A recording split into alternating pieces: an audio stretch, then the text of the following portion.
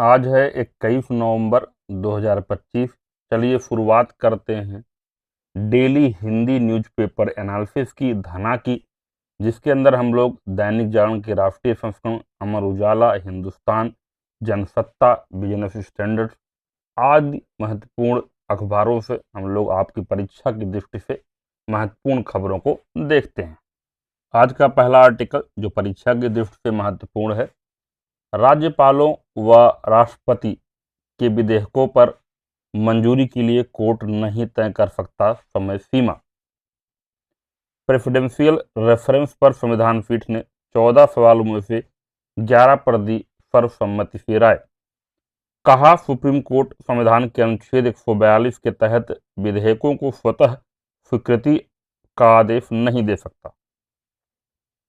साथ में supreme court ने कहा, जब संविधान के अनुच्छेद 200 में निर्णय लेने के लिए राज्यपाल के लिए कोई समय सीमा या तरीका तय नहीं है, तो इस अदालत के लिए समय सीमा तय करना उचित नहीं और ना ही राष्ट्रपति के लिए समय सीमा तय करना ठीक। राज्यपाल के पास शक्तियां। अनुच्छेद 200 के तहत राज्यपाल के पास 3 विकल्प हैं, या तो वह विधेयक को मंजूरी दे, या राष्ट्रपति के विचारार्थ भेज दे, अथवा विधानमंडल को अपनी टिप्पणियों के साथ वापस भेज दे। राज्यपाल को परामर्श की प्रक्रिया को बढ़ावा देना होगा। विधेयक के दोबारा आने पर वह उसे या तो सहमत देंगे या फिर राष्ट्रपति के विचारार्थ भेजेंगे। राज्यपाल मंत्रिपरिषद की सलाह से नहीं बंधे हैं। अदालत अनुच्छेद 200 के तहत राज्यपाल द्वारा लिए गए निर्णय के गुण दोष की समीक्षा नहीं कर सकती। कोर्ट कब कर सकता है हस्तक्षेप? राज्यपाल विधेयक पर लंबे समय तक अनिश्चित और बिना वजह बताए बैठे नहीं रह सकते। ऐसी स्थिति में कोर्ट सीमित निर्देश जारी कर सकता है। अदालत इसमें मेरिट पर टिप्पणी किए बगैर राज्यपाल से तर्क संगत समय के भीतर अनुच्छेद 200 के तहत अपने कर्तव्य निर्वहन के लिए कह सकती है। अनुच्छेद 361 के तहत राज्यपाल को न्यायिक कार्यवाही से व्यक्तिगत छूट प्राप्त है, लेकिन राज्यपाल का संवैधानिक पद इस कोर्ट के क्षेत्राधिकार के अधीन है। सुप्रीम कोर्ट ने विधानसभा से पारित विधेयकों पर मंजूरी के बारे में राज्यपालों और राष्ट्रपति को मिला संवैधानिक अधिकारों पर स्थिति स्पष्ट करते हुए कहा कि इसके लिए कोई समय सीमा तय नहीं की जा सकती। न ही सुप्रीम कोर्ट संविधान के अनुच्छेद 142 के तहत विधेयकों को मान्य स्वीकृति डीम्ड असेंट का आदेश दे सकता है। कोई विधेयक राज्यपाल की मंजूरी के बगैर कानून नहीं बन सकता। 5 जजों का संविधान पीठ ने प्रेसिडेंशियल रेफरेंस पर सर्वसम्मति से दी राय में कहा कि विधेयकों पर निर्णय लेने के संबंध में राज्यपाल को विवेकाधिकार है और वह इसमें मंत्रिपरिषद की सलाह से नहीं बंधे हैं, लेकिन राज्यपाल हमेशा के लिए विधेयकों को लटकाकर नहीं रख सकते हैं। अगला आर्टिकल, नीतीश ने 26 मंत्रियों संग ली पीएम पद की शपथ, साक्षी बने पीएम। भाजपा से 14, जदयू से 8, लोजपा आर से 2, हम से 1, रालोमो से 1 मंत्री, भाजपा के सम्राट चौधरी व विजय कुमार सिन्हा उप मुख्यमंत्री। मंत्रिमंडल में 3 महिलाओं को जगह, 10 नए चेहरे हुए शामिल। बिहार के सर्वांगीण विकास के संकल्प के साथ एनडीए सरकार काम करेगी। शपथ ग्रहण समारोह में शामिल होने के लिए प्रधानमंत्री नरेंद्र मोदी को हृदय से धन्यवाद एवं आभार। केंद्रीय गृह मंत्री अमित शाह और सभी गणमान्य लोगों को भी हार्दिक अभिनंदन। ठीक है, प्रदेश के लोगों को मेरा नमन। ये जो वक्तव्य थे नीतीश कुमार जी के। पटना के गांधी मैदान में गुरुवार को नई सरकार के शपथ ग्रहण समारोह के दौरान मंच पर हाथ उठाकर प्रसन्नता जताते आपको तस्वीर में दिख रहे होंगे देश के प्रधानमंत्री और बिहार के मुख्यमंत्री नीतीश कुमार। ऐतिहासिक गांधी मैदान में उत्साही माहौल के बीच गुरुवार को नीतीश कुमार ने 10वीं बार, कब ये इंपॉर्टेंट है, 10वीं बार जो है बिहार के मुख्यमंत्री पद की शपथ ली। उनके साथ एनडीए के 5 घटक दलों के कुल 26 मंत्रियों ने 26 मंत्रियों ने शपथ ली। नीतीश के बाद भाजपा के सम्राट चौधरी और विजय कुमार सिन्हा ने शपथ ली। ये दोनों उप मुख्यमंत्री होंगे। भाजपा से 14, जदयू से 8, लोजपा आर से 2, हम से 1, रालोम से 1 मंत्री बना। राज्यपाल आरिफ मोहम्मद खान ने मुख्यमंत्री और मंत्रियों को पद एवं गोपनीयता की शपथ दिलाई। मंत्री पद की शपथ लेने वाली 3 महिलाओं में भाजपा की रमा निषाद पहली बार विधायक बनी है। जदयू से लेसी सिंह और भाजपा की श्रेयसी सिंह को भी मंत्री पद मिला है। प्रधानमंत्री नरेंद्र मोदी व गृह मंत्री अमित शाह समेत 9 केंद्रीय मंत्री और 13 राज्यों के मुख्यमंत्री समारोह के साक्षी बने। शपथ लेने वालों में 10 पहली बार मंत्री बने। वहीं रालोमो से मंत्री बने दीपक प्रकाश तो किसी सदन के सदस्य नहीं हैं। पहली बार जीत कर आने वाले जो मंत्री बने उन्हें भाजपा की रमा निषाद, लोजपा आर के संजय कुमार व संजय कुमार सिंह के नाम शामिल है। इसके अलावा सबसे लंबे समय तक सीएम रहने के शीर्ष 10 में नीतीश 8वें स्थान पर हैं।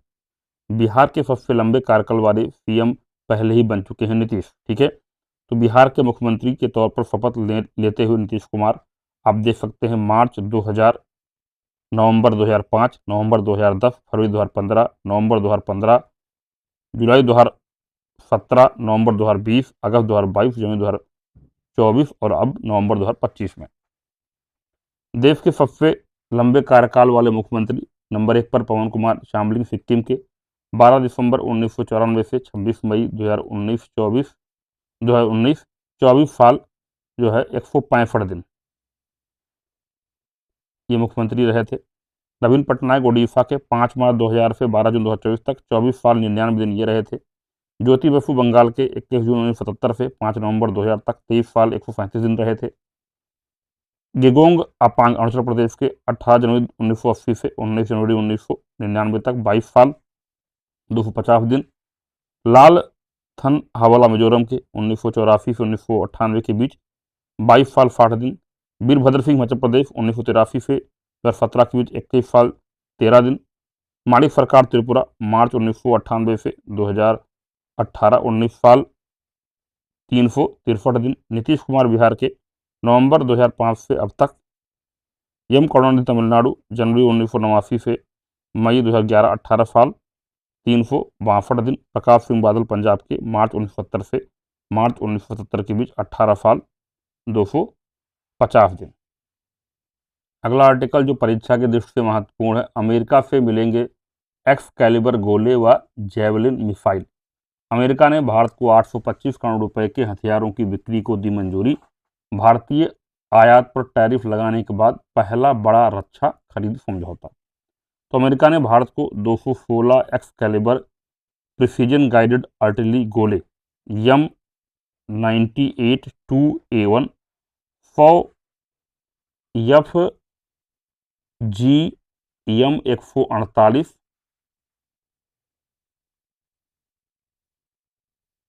Javelin anti tank missile system की बिक्री की औपचारिक मंजूरी दे दी है। सौदे की जो अनुमानित लागत है लगभग 9.30 करोड़ डॉलर है, यानी अप्रॉक्स 825 करोड़ रुपए। एक्सकैलिबर आर्टिलरी जहां लद्दाख अरुणाचल प्रदेश के पहाड़ी इलाकों में भारतीय सेना को दुश्मन के बंकर या अन्य ठिकाने पर घातक निशाना लगाने की क्षमता देगा, वहीं जेवलिन एंटी टैंक मिसाइल रेगिस्तान व हिमालय के इलाकों में दुश्मनों के टैंक दस्तों को नेस्तनाबूद करने में मददगार साबित होगी। यूक्रेन युद्ध में रूसी T-72 और T-90 टैंकों को नष्ट करने में जेवलिन मिसाइल की भूमिका जो है काफ़ी ज़्यादा रही थी। अगला आर्टिकल जो परीक्षा के लिए महत्वपूर्ण है, जोहान्सबर्ग G20 में ग्लोबल साउथ की आवाज़ बुलंद करेंगे पीएम मोदी। अफ्रीका में पहले G20 सम्मेलन में पीएम के संबोधन और एजेंडे पर रहेगी दुनिया की नज़र। विदेश मंत्रालय ने कहा, खाद्य सुरक्षा आपदा जोखिम प्रबंधन पर मुख्य फोकस। पहली बार किसी अफ्रीकी राष्ट्र की मेजबानी में हो रहा यह सम्मेलन। प्राथमिकताएं वही जो भारत की G20 अध्यक्षता के दौरान तय हुई थी। G20 शिखर सम्मेलन आयोजन से पूर्व जोहान्सबर्ग के हाईवे के किनारे लगे प्रधानमंत्री नरेंद्र मोदी समेत दुनिया के दिग्गज पोस्टर आप यहाँ पर देख सकते हैं। प्रधानमंत्री नरेंद्र मोदी एक बार फिर वैश्विक मंच पर भारत की भूमिका को मजबूती से आगे बढ़ाने के लिए तैयार हैं। दक्षिण अफ्रीका में होने वाला यह शिखर सम्मेलन खास वजह से सुर्खियों में है। यह लगातार चौथा G20 सम्मेलन है जिसे ग्लोबल साउथ के किसी देश में आयोजित किया जा रहा है और पहली बार किसी अफ्रीकी राष्ट्र की मेजबानी में हो रहा है। ऐसे में पीएम मोदी के संबोधन और उनके एजेंडे पर दुनिया की नज़र रहेगी। विदेश मंत्रालय की तरफ से कहा गया कि शिखर सम्मेलन की प्राथमिकताएं वही हैं जो भारत की G20 अध्यक्षता दौरान तय की गई थी। विदेश मंत्रालय के सचिव सुधाकर दलेला ने बताया कि सम्मेलन में खाद्य सुरक्षा और आपदा जोखिम प्रबंधन पर मुख्य फोकस रहेगा। अगला आर्टिकल, पंडित जवाहरलाल नेहरू के दौर का इतिहास अब डिजिटल प्लेटफॉर्म पर। 75,000 पेज और 3,000 इलिस्ट्रेशन के साथ ऑनलाइन हुआ nehruarchive.in मुफ्त में कर सकेंगे डाउनलोड। तो ये जो आपकी वेबसाइट है बहुत इंपॉर्टेंट है। जवाहरलाल नेहरू मेमोरियल फंड ने मोबाइल फ़ोन फ्रेंडली nehruarchive.in नाम से नई वेबसाइट लॉन्च की है। तो यहाँ पर सारे जो है देश के प्रथम प्रधानमंत्री द्वारा जो कार्य किए गए हैं, ठीक है, उन सबको जो यहाँ पर जारी कर दिया गया है। तो जो भी परीक्षार्थी हों, शोध करने वाले हों, उनके लिए सारी इन्फॉर्मेशन यहाँ पर फ्री में डाउनलोड की जा सकती है। अगला आर्टिकल, भारत और फ्रांस ने नए रक्षा अनुसंधान एवं विकास समझौते पर किए हस्ताक्षर। भारत और फ्रांस के बीच रक्षा अनुसंधान एवं विकास सहयोग को और मजबूत करने के लिए रक्षा अनुसंधान एवं विकास संगठन DRDO और फ्रांस के आयुध महानिदेशालय के बीच गुरुवार को एक नए तकनीकी समझौते पर हस्ताक्षर किए गए। रक्षा मंत्रालय के अनुसार रक्षा अनुसंधान एवं विकास विभाग के सचिव, DRDO के अध्यक्ष डॉक्टर समीर वी कामत और फ्रांस के राष्ट्रीय आयुध निदेशक यानी DGA लेफ्टिनेंट जनरल गेल डियाज डी तुएफ्ता ने 20 नवंबर को नई दिल्ली स्थित DRDO भवन में समझौतों पर जो है हस्ताक्षर किए। अगला आर्टिकल, भारत गरीबी को आधा करने के लक्ष्य की ओर तेजी से बढ़ रहा है। यूनिसेफ, भारत 2030 की समय सीमा से पहले बहुआयामी गरीबी को आधा करने के अपने सतत विकास लक्ष्य SDG को हासिल करने की दिशा में तेजी से अग्रसर है। हालांकि लाखों बच्चे अब भी शिक्षा, स्वास्थ्य और पानी जैसी बुनियादी सेवाओं तक पहुंच से वंचित हैं। यूनिसेफ ने जो है गुरुवार को यह जानकारी दी। The state of the world children 2025 ending child poverty our shared imperative report के अनुसार भारत में लगभग 20.6 करोड़ बच्चे, जो देश की बाल आबादी का लगभग आधा हिस्सा है, शिक्षा, स्वास्थ्य, आवास, पोषण, स्वच्छ पानी, स्वच्छता सहित 6 आवश्यक सेवाओं में से कम एक तक पहुंच से वंचित हैं। यूनिसेफ ने कहा, देश के 46 करोड़ बच्चों में से आधे को अब बुनियादी सेवाएं मिल रही हैं, फिर भी प्रगति जो है असमान है। पोषण अभियान, समग्र शिक्षा, PM किसान, स्वच्छ भारत मिशन और जल जीवन मिशन आदि ने इसमें अहम भूमिका निभाई है। अगला आर्टिकल, देश में जन्मी चीता मुखी ने 5 शावकों को दिया जन्म। मध्य प्रदेश के श्योपुर जिले में स्थित कूनो नेशनल पार्क में भारत में जन्मी चीता मुखी ने गुरुवार को 5 शावकों को जन्म दिया। कूनो में बढ़ रहा है कुनबा, देश में अब 32 चीते। देश में चीतों की संख्या अब 32 हो गई है। इनमें 11 विदेशी हैं, 21 शावक हैं। कूनो नेशनल पार्क में मुखी ने 5 शावकों को मिलाकर अब कुल 29 चीते हैं। 3 चीते मंदसौर स्थित गांधी सागर अभ्यारण्य में हैं। 2022 में PM मोदी की जन्मतिथि पर 17 सितंबर देश में चीता पुनर्स्थापन परियोजना शुरू की गई थी। उस दिन कूनो नेशनल पार्क में नामीबिया से लाए गए 8 चीते छोड़े गए। 18 फरवरी 2023 को 12 चीते दक्षिण अफ्रीका से लाए गए थे। कूनो में विदेश से लाए गए 20 चीतों में से 9 की मौत भी हो चुकी है। अगला आर्टिकल, 26 ई-कॉमर्स कंपनियां डार्क पैटर्न से मुक्त। सरकार ने गुरुवार को कहा कि देश की 26 प्रमुख ई-कॉमर्स कंपनियां डार्क पैटर्न का इस्तेमाल नहीं कर रही हैं। क्या है डार्क पैटर्न? डार्क पैटर्न में डिजाइन और विकल्प आर्किटेक्चर का उपयोग करके उपभोक्ताओं को धोखा देना, मजबूर करना या प्रभावित करना शामिल है। इससे वे ऐसे विकल्प चुनते हैं जो उनके सर्वोत्तम हित में नहीं होते। इनमें ड्रिप प्राइसिंग, छिपा हुआ विज्ञापन, बाइट एंड स्विच और झूठी तात्कालिकता जैसी कई हेरफेर करने वाली प्राथमिकताएं शामिल हैं।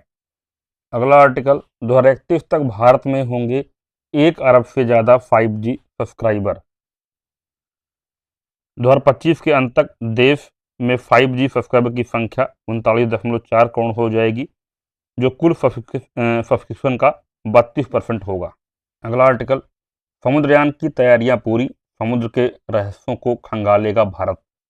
भारत का पहला मानवयुक्त गहरा समुद्र मिशन समुद्रयान समुद्र के रहस्य को खंगालेगा। राष्ट्रीय समुद्र प्रौद्योगिकी संस्थान के 2 विज्ञानी रमेश राजू व जतिंदर पाल सिंह अगले साल की शुरुआत में स्वदेशी यान मत्स्य 6000 पर चेन्नई तट से समुद्र की गहराइयों के सफर पर रवाना होंगे। समुद्रयान के प्रोजेक्ट डायरेक्टर सत्यनारायण ने बताया, कोई भी कैमरा इंसान की आंख का मुकाबला नहीं कर सकता।